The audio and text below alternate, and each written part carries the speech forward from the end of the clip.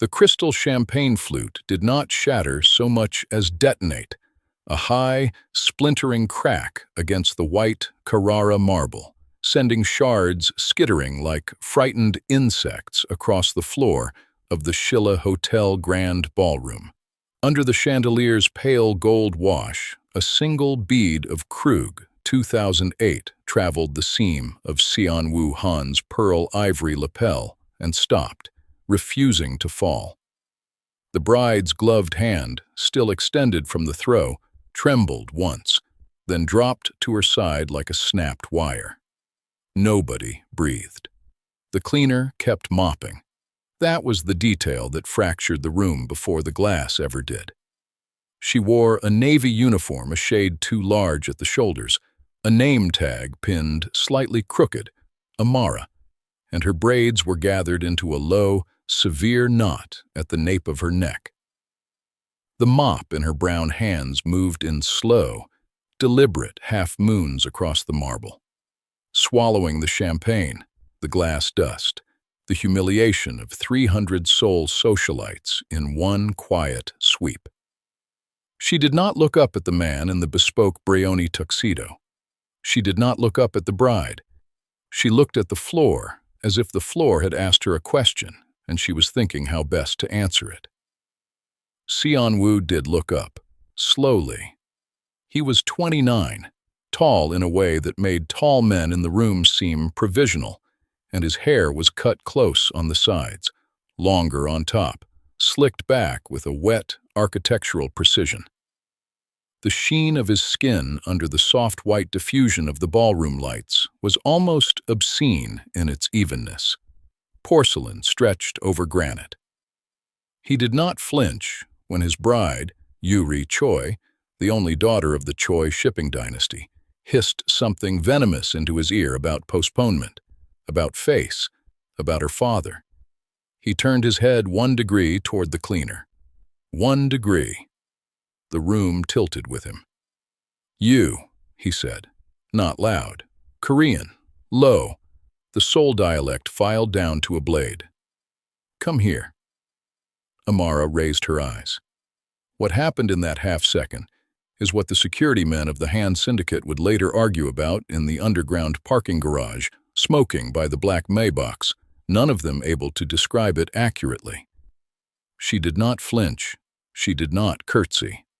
She did not lower her gaze the way the waiters did, the way the assistant managers did, the way Yuri's own bridesmaids were already doing without realizing it. She simply met him, steady. The brown of her irises under the chandelier was the color of wet pine wood at dusk. She walked across the marble, the mop she left behind, leaning against a column. "Sir." Her Korean was clean, surprisingly clean, the accent of someone who had learned it in a kitchen and a hospice ward and a night school classroom in Itaewon, soft on the consonants, careful on the vowels, but unhurried.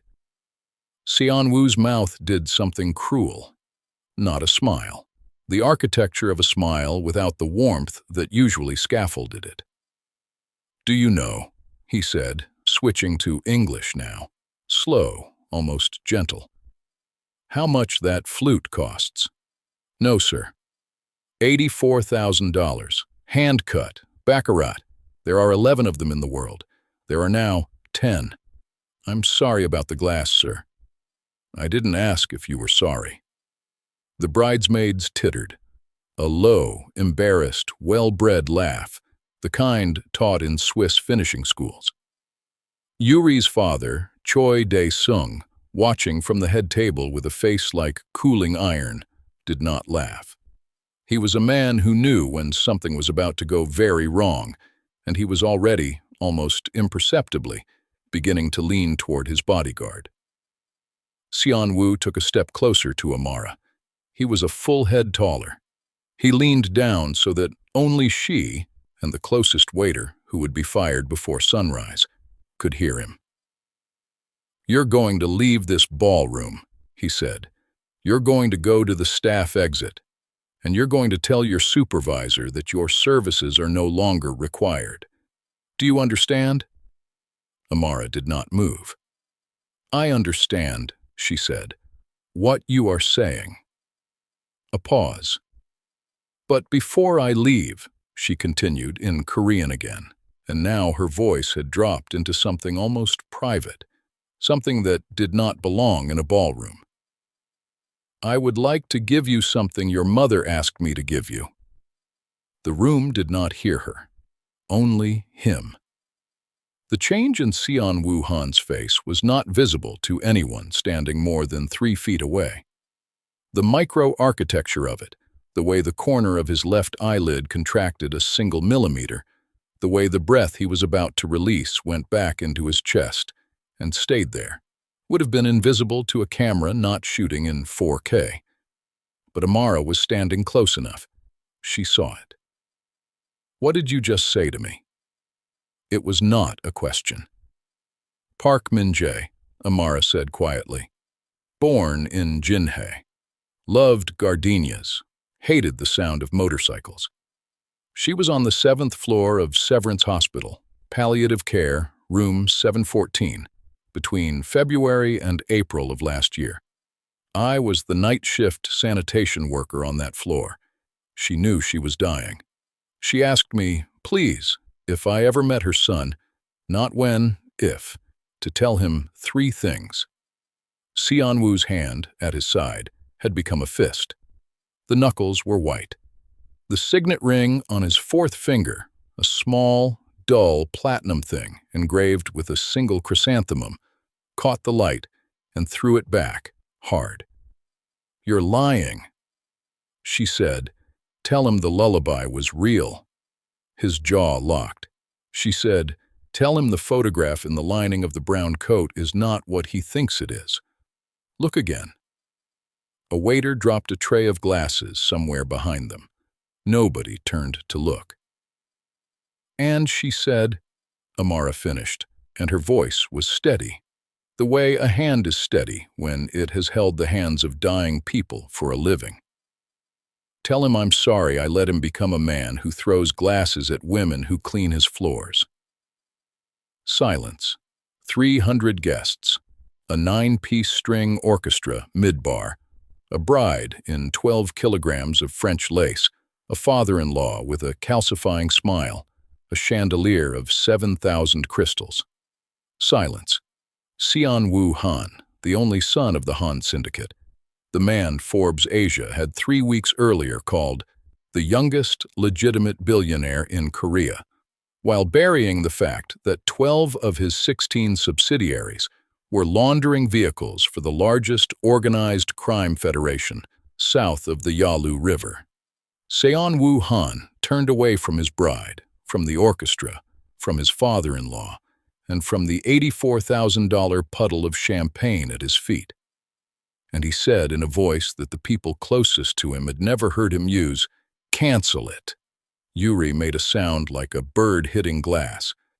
"Cancel what, Appa? What are you—" "Cancel the wedding, cancel the reception, cancel the band, cancel the press, pay everyone, pay them double. Choi Sejongnim," he said, turning a fraction toward his father-in-law, who was now standing. "I owe you a longer conversation than I can offer tonight. You'll have it tomorrow, my word." The bodyguards along the walls were already moving. Not toward Amara, around her. A loose, quiet diamond of black suits. "You," Seon-woo said to Amara. He had not raised his voice once. "Come with me." She did not flinch. She did not protest. She picked up her mop. She walked it back to the supply closet behind the orchestra, set it neatly in its bracket, untied her apron, folded it twice, and laid it on the shelf. Then she came back. He was waiting by the side door. She walked past him into the corridor, and he followed. The Maybach was a 62S, the long wheelbase one, matte obsidian, the kind of car that did not reflect streetlights so much as absorb them. The driver, Mr. Pio, a man who had been with the Han family since Seon-woo was 9, opened the rear door without a word and did not look at the cleaner in the navy uniform sliding across the white Napa leather. He did not look at his employer either. He looked at the windshield. The door shut. The world went quiet. Rain had begun on the drive over from Shilla. Xianwu only noticed it now, distorting the city through the rear window into long, horizontal smears of red and gold. Gangnam at midnight, refracted through water, looked like a painting that had been left out in a storm. He did not speak for 11 minutes. Amara watched him, not warily, not pityingly, the way one might watch a piece of weather one had been told to expect. "How did you find me?" he said at last. "I didn't." The wedding was private. The guest list was 304 people. The cleaning staff was vetted by my own security firm. How? Your security firm subcontracts to Yeonhee Sanitation Services. Yeonhee Sanitation Services subcontracts the night and event shifts to a roster of 42 workers, half of whom are migrant women from Africa, Southeast Asia, and Central Asia. They needed a fluent Korean speaker on the floor tonight in case the foreign press asked questions. I'm fluent. I volunteered. Why? Because your mother asked me to find you. He looked at her then, fully, for the first time since the ballroom, and the light from the passing city slid across the bones of his face, high, sharp, almost feminine in their precision, and caught, just for a frame, on something at the inner corner of his eye that was not light. My mother died, he said, on April 11th, alone, because I was in Macau closing a port deal, and I did not answer my phone for 9 days. I know, Amara said. I was the one who closed her eyes. Mr. Pyo, in the front seat, who had been a sniper in the ROK Marines and had killed 11 men in his lifetime, gripped the steering wheel until his knuckles cracked audibly. Nobody acknowledged the sound. The penthouse occupied the top 3 floors of a tower in Hanam-dong. The private elevator was lined in unstained Korean oak and smelled faintly of cedar and gun oil. Amara stood in the corner of it, her hands folded in front of her, her braids catching the warm, amber LED of the ceiling panel. Xianwu stood opposite her, the wet bead of champagne now dried into a faint star on his lapel. Neither of them spoke. The doors opened onto a hallway of polished black walnut. Floor-to-ceiling glass at the far end held the Han River in its mouth, the lights of Mapo on the far bank trembling through the rain. There's a guest suite, he said. Down the hall. Mrs. O will draw you a bath. There are clothes. I'd rather stand. He almost smiled. It was not a kind smile, but it was a real one. Possibly the first real expression his face had made in 6 hours. Fine. He walked to the bar, a slab of unpolished travertine running the length of the western wall, and he poured 2 glasses of something amber from a decanter without a label. He carried one to her. She took it. She did not drink. He drank his in one motion. He set the glass down. He took off his tuxedo jacket, the Brioni, 11,000 euros of Italian wool, and he dropped it onto the floor. The brown coat, he said. She kept it in her closet in Pyeongchang-dong. She told me it was my father's. She told me he wore it the day she met him at a tram stop in Daegu in 1989, when she was 21, and he was a postgraduate student in agricultural engineering. She told me he died of pancreatic cancer 6 months before I was born. She told me his name was Han Jun-ho. I know. Did she tell you? He said, and now he was looking at the rain, not at her, that none of that was true. Yes, he laughed. It was a terrible sound. He poured another drink. He did not offer her one. The photograph in the lining of the coat.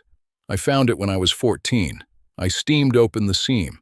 It was a black and white of a young man in a postgraduate gown. I assumed it was him. I built a man around that photograph. I named buildings after him. I gave money to the agricultural engineering department at Kyungpook National University in his memory.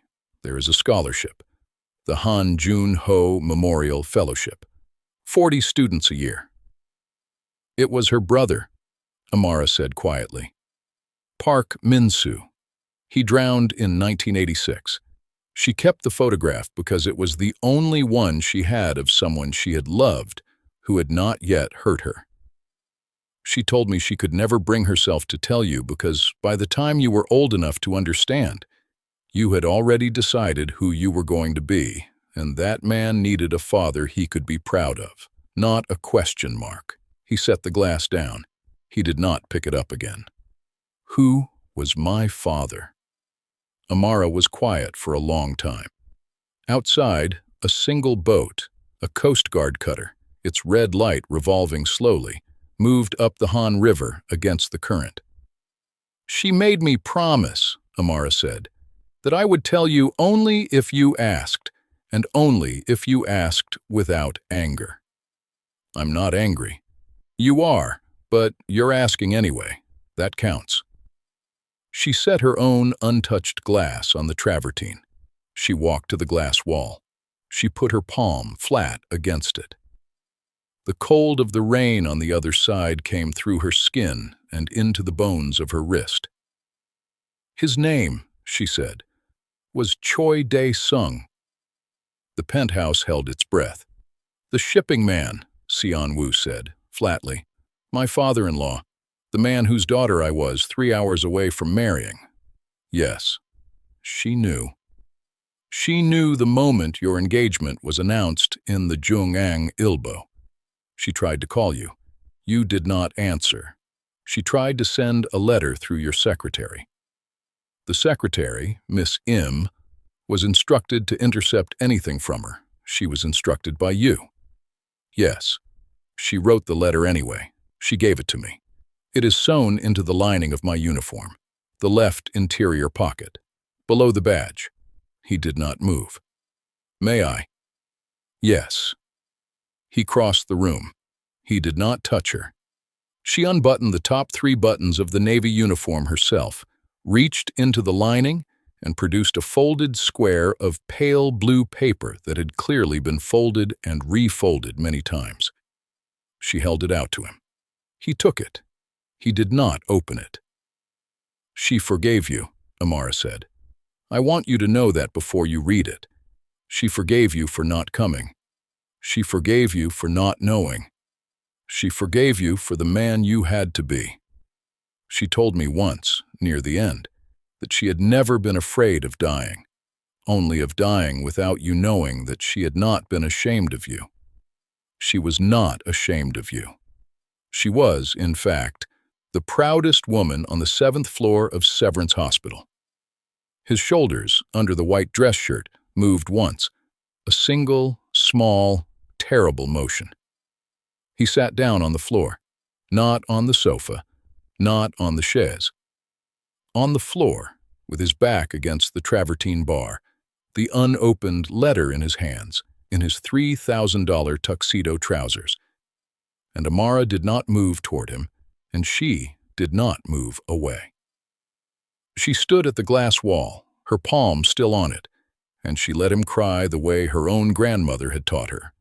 People cried, without comfort, without interruption, without pity, until the thing inside him that had needed to come out had come out, all the way. It took 26 minutes. When it was finished, he wiped his face once with the back of his hand.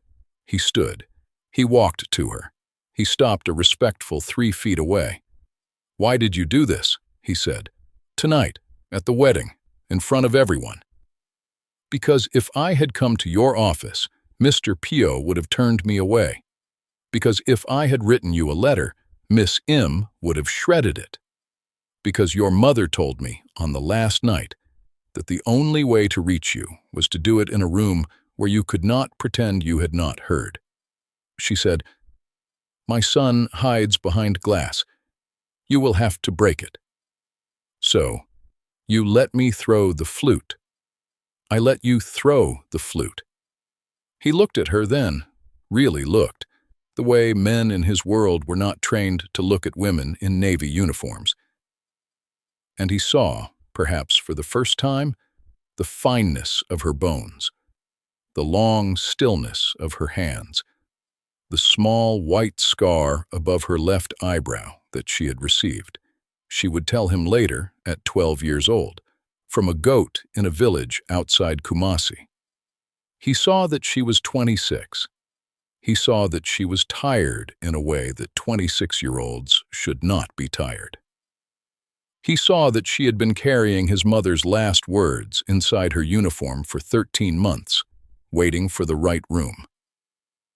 "What is your full name?" "Amara Owusu." "What did my mother pay you, Amara Owusu?" "Nothing." "Then what do you want?" "Nothing." That is not an acceptable answer. She turned from the glass. She faced him. The rain had stopped without either of them noticing. "I want," she said, "to go home, sir. I want to sleep.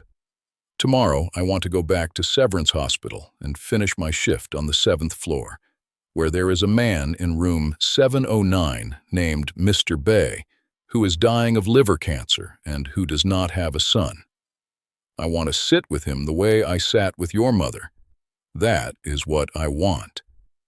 He was quiet for a long time. "Mr. Pyo will drive you." "Thank you." She walked toward the elevator. She had almost reached it when he spoke again, and his voice was different now. Not the blade of the ballroom, not the wreckage of the floor, but something newer, something that had not yet decided what it would become. "Amara." She stopped. She did not turn. "The chrysanthemum," he said. "On the signet ring. She had one tattooed on the inside of her left wrist. Did she ever tell you why?" "She said it was the flower that did not know how to wilt prettily. She said it died, standing up." A long pause. "Yes," he said softly. "That sounds like her." The elevator doors opened. She stepped inside. She turned. Their eyes met across the black walnut hall, his exhausted, hers steady, and the doors closed between them with the small, expensive sigh of a vault locking. 6 months passed. The Han-Choi merger collapsed publicly and acrimoniously. 3 of Seon-woo's subsidiaries were quietly liquidated. 2 were donated in full to a foundation registered under the name Park Min-jae. The Han Jun-ho Memorial Fellowship at Kyungpook National was renamed the Park Min-soo Memorial Fellowship and expanded from 40 students to 400. A new wing was built at Severance Hospital, palliative care, 7th floor, and the sanitation staff were given private offices, contracts directly with the hospital, and salaries that the Korean Federation of Trade Unions described, in a press release, as the first genuinely dignified hospital cleaning wages in the history of the peninsula.